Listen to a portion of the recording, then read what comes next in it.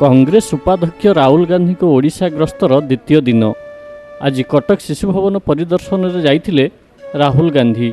सेठारे से विभिन्न वार्ड बुलिबा सह स्थितिर अनुध्यान करथिले एवं रोगी मानक संपर्कियों सह कथबार्ता करथिले।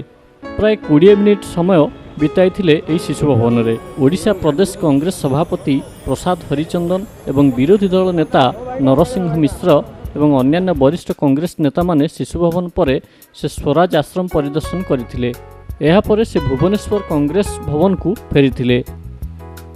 कांग्रेस भवन में दलीय नेतांक सह बैठक पूर्व प्रथमे बरपुत्रंकर प्रतिमूर्ति रे माल्यार्पण करथिले।